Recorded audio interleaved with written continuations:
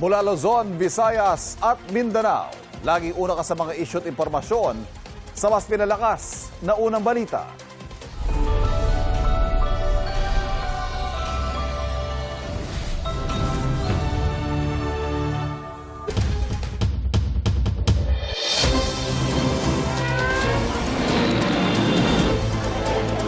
Sa kayo po ay Pinsala. Na ang mga unang balita.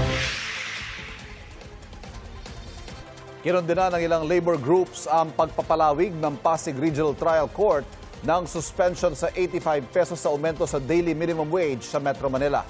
Kahapon dapat ang huling araw ng bisa ng temporary restraining order pero naglabas ang korte ng preliminary injunction laban sa taas sahod. Dahil dyan, hindi pa rin matatanggap ang unang tranche ng wage increase na 60 pesos. Git ng grupong sentro ng mga nagkakaisa at progresibo manggagawa, walang karapatan ng korte na pigilan ang taas sahod. Kulang pangaraw ang 60 pesos na unang tranche ng wage hike. Bakit ipinagkait pa? Sabi naman ng Trade Union Congress of the Philippines, hihilingin nila ang pagbawi sa preliminary injunction ng Pasig RTC. May mga nagkilos protesta rin sa harap ng Department of Labor and Employment kahapon para ipanawagay patupad na ang aumento sa sahod. Git ni Akbayan Party List Representative Chel Jokno, malinaw sa Article 126 ng Labor Code na bawal maglabas ang anumang TRO o injunction ang anumang korte laban sa wage order. Wala pang bagong pahayag ang DOLE. Bago lumabas ang preliminary injunction, sinabi ni DOLE Secretary Francis Tolentino na patuloy nilang igigiit ang Article 126 ng Labor Code at isusulong ang karapatan ng mga manggagawa sa tulong ng Office of the Solicitor General. Tuloy ang pakikipagsapalaran ng mga kailangan pumasok at magtrabaho kahit malakas ang ulan. Live mula sa Maynila, may unang balita si Bam Alegre. Bam? Susan, good morning. Nagpapatuloy ang masamang panahon dito sa lungsod ng Maynila. Partikular dito sa ating kinatatayuan sa may Taft Avenue, malapit sa may Pedro Hill. Ngayon, pasado alas 7 ng umaga, ay mas marami tayo nakikitang mga kapuso na nakikipagsapalaran sa ulan, bit-bit ang kanilang mga payong. No?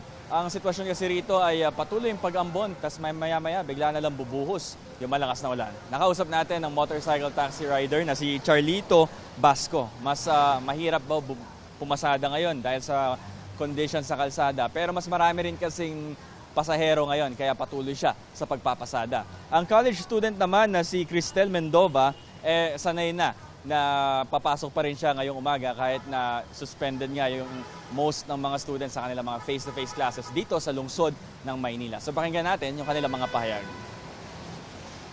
Mahirap po kasi malayo pa po yung bahay ko sa Taguig pa po. Hindi po nagsususpend sa college, minsan lang. Sobrang hirap nga sa kasi yung sa lakas ng ulan, masakit sa mata pag tapos pag ibaba mo naman na yung hood, malabo. Ang hirap din sa pasahero. Paano niyo po binabantayan yung sitwasyon ng baha? May mga kasamahan naman kami na nagbibigay ng update kung saan yung may baha o para makaiwas na po kami.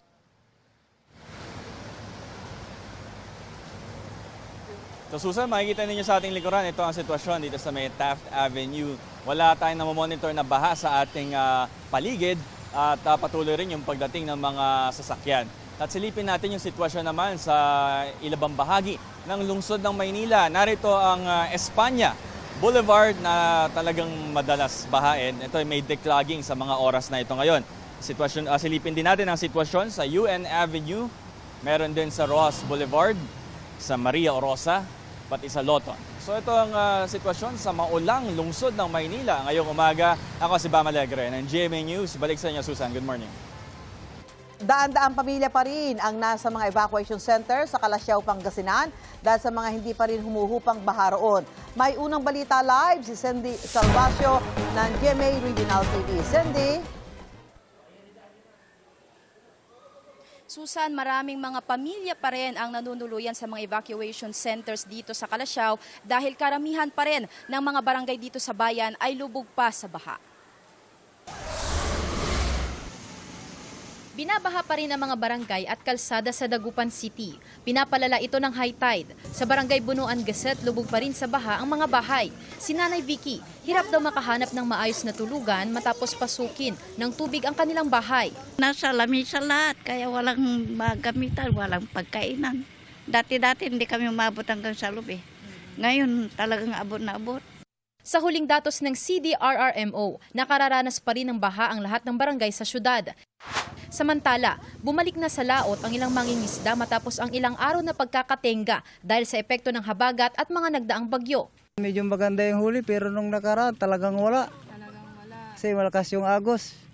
Buti medyo bawi-bawi ng kunti ngayon. Paalala ng mga otoridad, iba yung pag-iingat sa pagpapalaot dahil mataas pa rin ang alon sa dagat. Sa kalapit bayan ng Kalasyaw, 21 barangays pa rin ang nakararanas ng baha. 17,345 na pamilya, katumbas ng 64,324 na individual ang apektado.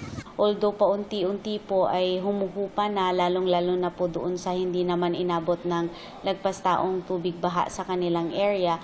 Bagamat nananatili pa rin po, andyan pa rin ang Talibao, Longos, Lumbang, portion of Mancop and portion of Lasip na merong abot hanggang dibdib na tubig baha pa rin po sa kanilang area.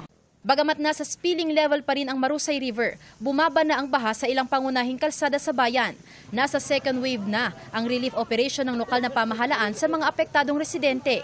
Pinaghahandaan na rin ng mga barangay ang paglilinis kapag humupa na ang baha. Kami po ay maglilinis pag wala na po yung baha. Para sa mga ng mga bata dito, yung mga dengue. Magpo-focus po kami sa mga MRF, yung mga basura natin, ililigpit po namin, hahakutin lahat. Nasa 349 pamilya pa rin, katumbas ng 1,286 na individual ang nananatili sa mga evacuation center sa Kalasyaw. 264 pamilya, katumbas ng 968 individual ang nasa Kalasyaw Sports Complex. Patuloy ang abiso ng MDRRMO sa mga naapektuhan ng baha na mag-ingat at magpakonsulta agad sa doktor kung nakararanas ng lagnat o sintomas sa sakit na leptospirosis.